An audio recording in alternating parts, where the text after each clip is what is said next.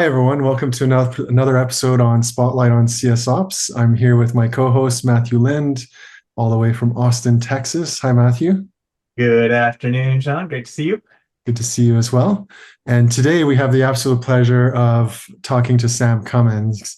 Sam Cummings was previously started his career in kind of technical solutions, and then spent a lot of time at Gainsight, where he spent time building out like customer data and figuring out how to drive really intelligence over top of customer data.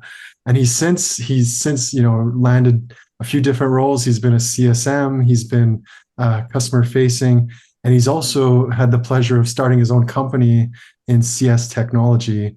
And so welcome to the show today, Sam. Pleasure to have you here. Hey, I can hear the round of applause from the audience already. Thank you for having me. If I'm not the first episode, I'm honored to be at least in the first 10 episodes. Oh, you're We're definitely cracking some new ground and really going to be transforming. The subject of CS Ops is the future of customer success. So excited to be joining you, gentlemen. That's great. Thanks for Okay. Well, let's go right there because I mean the charismatic Sam Cummings joins and then makes a bold statement right off the top. Was CS Ops the future of CS? Say it again so I don't misquote it. And So then go there with us. Tell us what you're thinking. yeah, CS Ops is the future of customer success. If that has to be our tagline for this, we might have a couple that come up as we talk, but it's truly the battle of our time. As we think about where the industry has already gone the last year, if you've been under a rock, you might have missed it, but there's this thing called digital customer success. If you've heard of it, then it is something that is the beginning. And that is, as companies look to deliver value and personalization in the new AI era, CS Ops is the only route there. So again, I'll be breaking down more details on that, giving you all the juicy ones, but I'm a firm believer that the future is in the hands of ops.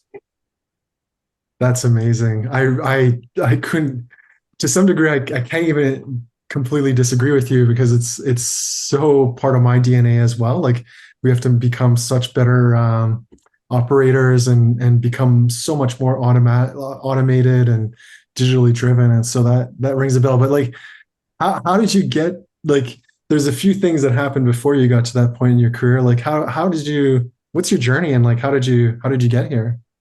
So I spent my entire career working in post-sales analytics. And for the bulk of that, really looking at the problem of customer success.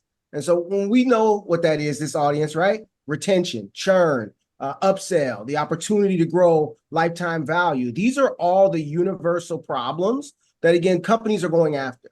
But I had a chance to be in what I call an Einstein seat.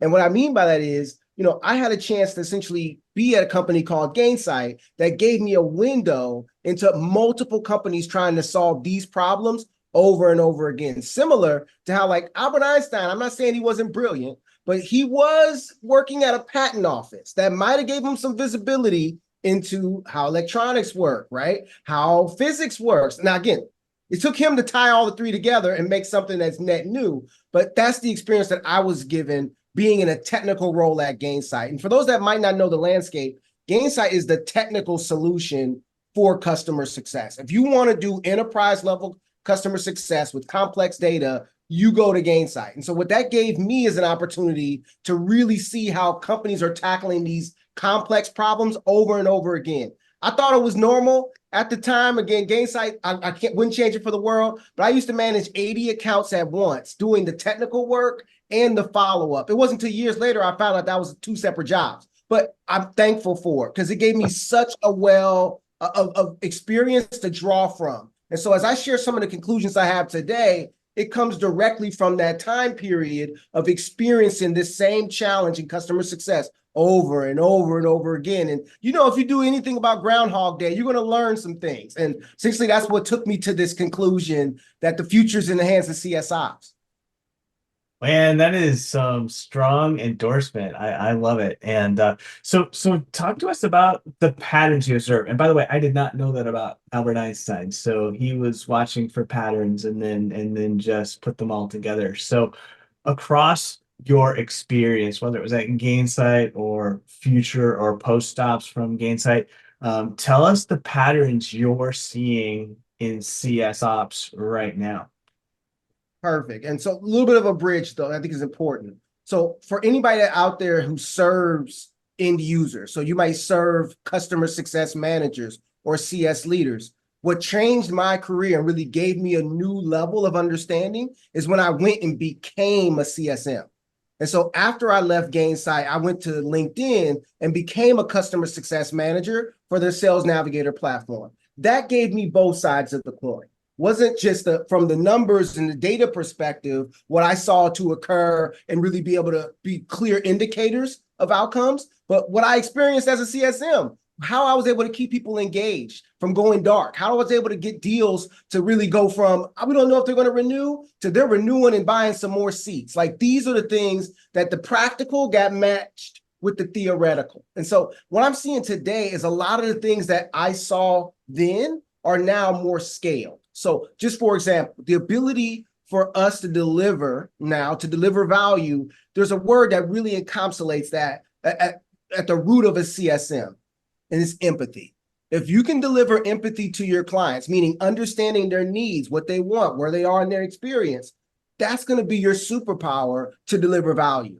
Because it's all about how you're able to get that mutually aligned success plan with your partner. And that, again, back then, you just had to be a rock star. You had to write the email great. You had to have great follow-up capability. You had to understand the technical problem. So you had to be able to actually be able to do the things that you're talking about. And then you had to be able to execute. So there was so much there. But now we have things like ChatGPT. So again, the bar is essentially raised now. Ultimately, not only from our delivery perspective, we can do way more compelling, empathetic, personalized content with less effort, right? And so that is something that's real. But the thing that's on the other side is people have higher expectations. Customers expect you to not treat them like a number. And to be honest, with the way the technology is today, we shouldn't. And so that's the big pattern I'm seeing, and I'll break down in more detail, is the ability for companies to be agile, to be able to deliver empathy, to be able to have that dialogue with their customers at scale. It's a mandatory, and it's only going to become more and more mandatory over time. You also, at the same time as working at LinkedIn and becoming a CSM, you also started your own company at the same time. And so tell us a little bit more about that. Like how do you tie that into your journey and into like what you just described as kind of the future of where CS is going? Yeah, so really great question. I appreciate you kind of asking on this side. So it's a challenge today to think about the market as a place where you could just come in with an idea and then just take it over. Again, that's the typical startup discussion, I guess, almost stereotype that's been preached. The thing that I recommend to anyone looking to build a business is to work in that space. You get so many insights by being a practitioner for building something. And so I took that route. I knew very early on, I wanted to have a strong founder fit a part of my story. Now, anytime, again, this is maybe just for the startup folks out there, I want to start a company, you can have anything to be your strength. You can be your product to be your strength. It can be the other customers that you have as your strength. One of the strengths that I saw that would be best for my recipe that I've seen work over and over for folks is strong founder fit. And what that means is you've worked in that industry, achieved some things. I won, again, I was at LinkedIn. I wasn't just a CSM. I won the Inspire Award at LinkedIn. And if anybody knows anything about LinkedIn, to get in there, you got to be a GOAT. And then to like win amongst GOATs, you got to be like Michael Jordan. And so I wasn't, the greatest ever. I was the greatest learner and listener that I could be of myself. And so when I was around those folks, I would learn from other people and take away different information. That's what I mean about founder fit. And so we did that with Data Plan. I worked in every role from an implementation specialist all the way up to head of data science, back to a CSM, to leading teams of CSMs. I really wanted to understand in and out all the roles that my product would serve. And I think that's what's allowed us to build something that's better than anything on the market and really is going to change how we do business. That is, wow, founder fit. I've not heard that term before, so I'm liking it already. And congratulations, by the way, on the awards. I think I know some some great folks at LinkedIn. So if you're winning awards among them, you're doing really well, Sam. So I want to go on down the digital road just a little bit. So, and this thing about customer expectations, like they expect something from us. And I don't know if that is in the digital lane or personalization or automation or AI robots writing everything we send. Talk to us a little bit more about what you're seeing there and like what do customers expect of us as vendors and tailor it to the person who's working in CS ops. Yes. Well, you are the arbiters of truth here. You be the ones who execute what's possible. So I inspire all of you to go to work with wonder and a sense of excitement of the unknown, because you truly are trailblazing what's possible. But one thing I'll give to some perspective to that with an example. What was in the overall theme is what was okay 5 years ago will get you laughed out the room today. So quote again, what was okay 5 years ago will get you laughed out the room today. The best example, we've all been on Google. You ever look at something that's on Google, like a restaurant, and you see those negative reviews, someone gets like 1 star, and you're like, I hate this place. This place was horrible. And then you look a little bit below and you see this message from the company that says, thank you for your message. We appreciate your concerns. We really love that you would have a better time next time. Something that is completely generic, has no heart, has no empathy, literally has no understanding of that customer situation, and ultimately provides no value. Again, that was the standard then. Again, imagine if I have millions of customers, thousands and thousands of user interactions happening a day, to be able to get to every person is a feat in 2015. Like, it's like, wow, at least you're touching at least you're aware of every interaction that's happened around your brand. That was the feat of 2015. Now you can't show up with just the feat of I'm aware. If you show up with those generic messages to your clients, your brand is going to be known as someone that doesn't have the empathy and understanding to be worth my dollar.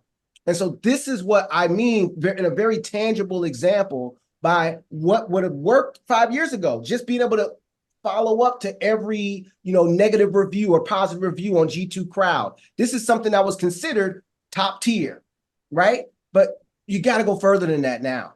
Now you have to be able to understand and provide what I call digital empathy. And this is what customers essentially buy Data Plant to be able to get out of our platform. But I'll give you the secret formula, the secret sauce. You ready? Bring Y'all it. ready? Do it. Bring it. Let's go. So the formula is value times context times speed equals empathy. Any interaction that you are managing or any type of engagement, you can quantify the amount of value in that interaction, how much context you provided, and how fast you did it. You can define how much empathy you showed in that interaction. The higher you can increase that, the better. So just think of it as a simple example. That person gave a 1-star review buying the Red Sox. If I'm the new company in modern 2023 or 2024 using Data Plant, what I would respond with is something like, hey, I saw that you have bought the Red Sox 3 times before. You have been a repeat customer of ours. We value that. With that in mind, here's a 20% off on Red Sox. Check your email. We're excited to work with you and retain your business. Like something like that is the expectation. Now, as CS Ops, it's going to be your job to be able to deliver that in reality. I was just about to ask, like, yeah, how do you see CS ops people driving some of this? I guess, I suspect you're thinking about like driving the digital campaigns and how, most CS ops people are actually the boots on the ground when it comes to, putting in these types of programs. Is that where you see the role evolving significantly then in 2024 or maybe in the near future as well? Yeah, it's going to be a rebound. And again, I'm a little spicy, right? So I'm going to say my spicy take. By 2030, most of what we know as a CSM is going to be automated, right? So most of what we know. Now, what that mean by that is the CSM is going to move up in value and be more strategic, even in the long tail segments, right? Where you generally don't want to lean in that much. So that is what's going to happen from this. But who's picking up that slack, right? It's going to be CS Ops. So it's going to be on us to really allow for the company to not only provide these types of experiences, but to do it at scale. And the big challenges that we're kind of having in the market today is the general tools that were built were all came out of a revolution that were essentially, hey, let's be another version of a game site, or let's bring the same structure to play. The tools are going to have to adjust because the top-down approach, even if how we roll out things like CTAs, we define a rule, that CTA is generated, right? Or that call to action is generated. And then essentially the person essentially is the result of the reflex, right? The system is the brain, the person takes the action. Well, that's going to shift as people become more strategic, right? I'm going to need to be able to, on the fly, schedule customized experiences for my teammates that adjust to what's going on with them dynamically.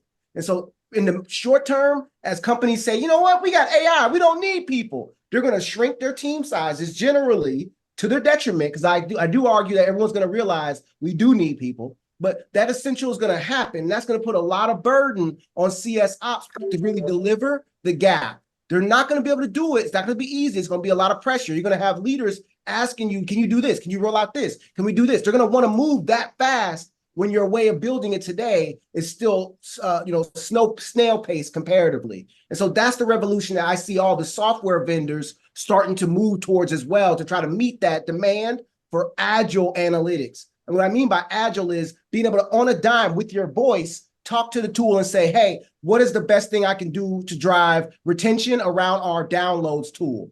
And again, from that, start to be able to do the analysis automatically and suggest the messaging automatically. This is the expectation that as a CSOps person, you're going to have to find the right tools to deliver, or somebody's going to be doing your job that can't. Yeah, yeah, that makes sense. What do you think are the skills that a CSOps practitioner needs? I mean, we know we're this industry that's maybe 10 years old. Let's just put it at 10, just for the sake of a conversation. And the skills needed to be in this industry have changed. But what do you see as the skill set that a CSOps practitioner needs now, or, put it out to that 2030 time horizon you mentioned? What do we need to be focusing on? Yeah, it's gonna get fun, and now I will get weird too. So if you're in for it as a creative person that's willing to push the boundaries, all the sky's the limit for you. If you those who didn't see, you see with most recently, I'm gonna date this podcast or this message. Sora was released by OpenAI. What that's essentially allowing now is text to video. So what you will be able to see is that there's going to be a wave of innovators that transform what's even possible by going multimodal with their engagement campaigns. Now, what that looks like from a CSI's perspective is you might take a little experiment and say, hey, I can do the welcome email to where I deep fake our CEO talking and welcoming every person. Like that idea, again, won't be the main part of their job duties today. But as it inches and inches and the technology gets more and more, and again, the expectations rise to be able to stand out. People are going to, since everyone can send personalized messages, people are going to want personalized videos, right? Like just to know that it's really you and you really care. The cost of care is now higher, if you get what I'm saying. And from that comes innovation, creativity, that I recommend the CSOps people being bold, be courageous, and really push the boundaries of what's considered possible with your role. That's the general arc. Those people who do that goes the spoils. They're going to be able to have the pick the litter of the best jobs. They're going to eventually at some point write books. Like there's a career lane for digital customer success that goes beyond where it is even today. And that's the place where, again, I want to speak to those folks and say, innovate, push the boundaries, try technologies, go beyond just your CS tools capabilities, attach it to other things that are using AI and bring it back in. That's where the fun's going to be. But the fundamentals won't go away.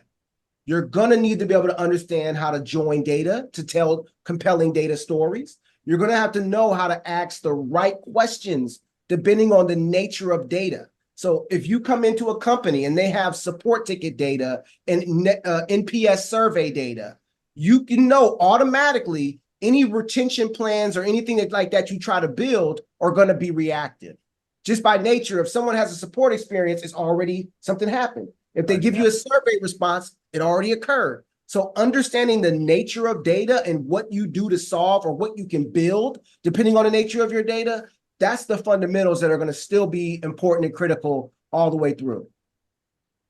This has been a really interesting conversation because I mean, what you're talking about, like, so, digital customer success today is, or of yesterday, is a lot more like heavy on the marketing, right? Like people that came from marketing, they're writing content, they're creating, images or whatever, publishing emails, all that kind of stuff. And so the craft of the operator in that side, or the operations person, was really about like rolling those campaigns out. But a lot of it was very, it's very, as you mentioned earlier, like it's trigger based. It's like almost as you described the CTA, that it's really just some data point happens and then boom, an email gets fired out, or whatever the piece of content is. What you're describing, I think it's quite interesting because it touches on a lot of the innovations that are happening, right? Like now there's apps now that you can just talk to. They learn your voice, they learn how you talk, and then it'll start talking back at you in your voice and in your kind of in the way that you describe things. I was actually talking to someone else recently that was in an AI company that's building like a digital twin, the concept of a digital twin. And so essentially, if I was a CSM, I could have a digital twin that would be perhaps the voice that goes out in those videos or in the content that you're describing. So the experience still feels human-like. It's not me actually talking, it's the robots, whatever, but it's getting to, like, to your point a bit around, it's got to drive empathy. It has to be authentic, I think, and it has to be like as real as possible. It can't be an android just reaching out to you and like you're talking to C3PO or something.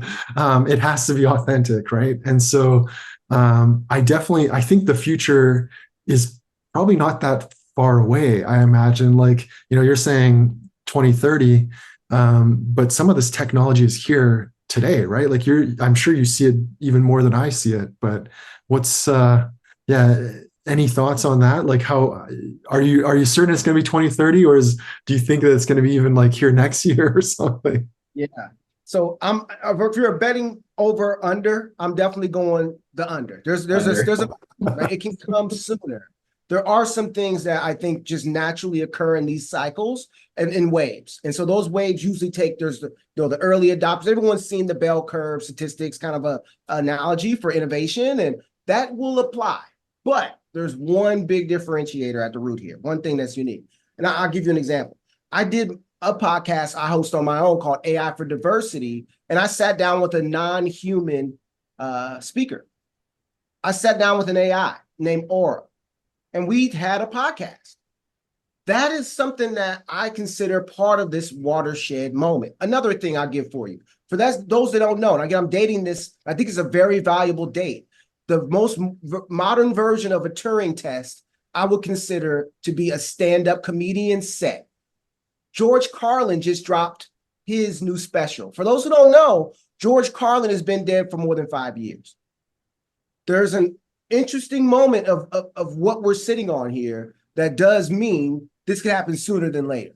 Mm-hmm. The challenges that I think really, are going to prevent some of this from coming sooner are in the architecture space. Right now, it generally takes a good amount of processing cost and time to do some of these activities. And so as we get to the state today, think of it like AOL. If you tried to run the modern Facebook or modern Instagram or modern YouTube through a dial-up, you can see what they're going for, but the ability to make it real is not going to quite be there. And so we have a little bit of that. That's going to put a bottleneck and make it so only really the haves in a very high level, meaning have a strong architecture, have a team to go after it, have the data to be able to process it. So when I say the haves, I mean have the things necessary to execute on this strategy. Those are going to be the first wave of people that be able to have access. But outside of that, there's no physical or potential barrier to prevent the mass evolution of this space. And I do think, if I could speak to every CS ops person out there, you're a celebrity.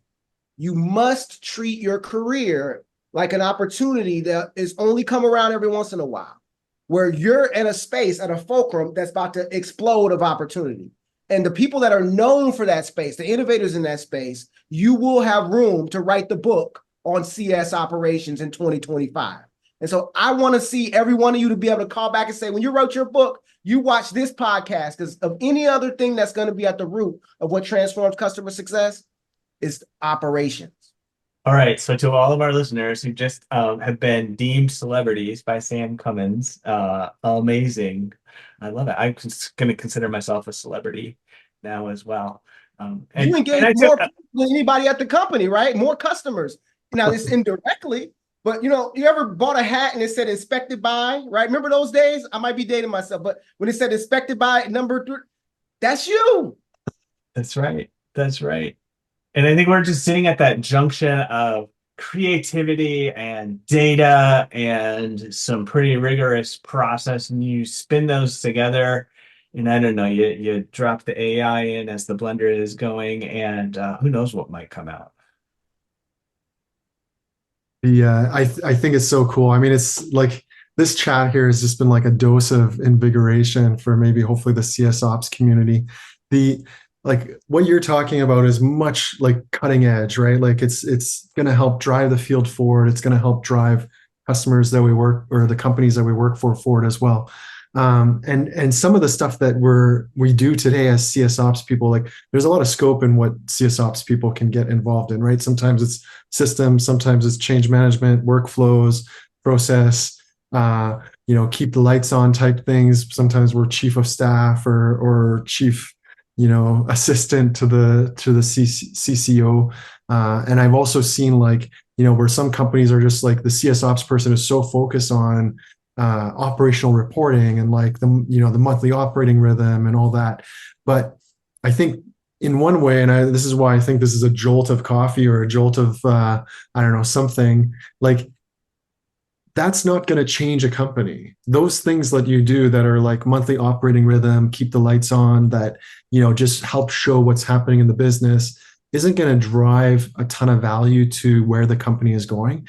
But what you're describing, I mean, it's rock star status in terms of like driving that value, right? Like it really is incredibly innovative, incredibly advanced. And, I think it's something to think about. I don't know if we can all like implement this in our business or start thinking about it where we work, but if you can start injecting or start thinking about how does AI change your world versus just using AI for, recording meetings and stuff. But how does AI really change the world and change the dynamics of your company? Because I think you're really onto something. And I agree we're a little bit early, but I do think that in the future, we won't be really talking to humans. We'll actually be talking to real smart, intelligent, maybe digital twins or whatever it may be. So this has been super fascinating, Sam. Very much an honor. And again, I would love to come back again in the future and tell you guys, I told you so. Right. So there's a podcast part 2 coming, y'all. If y'all just let them know in the comments.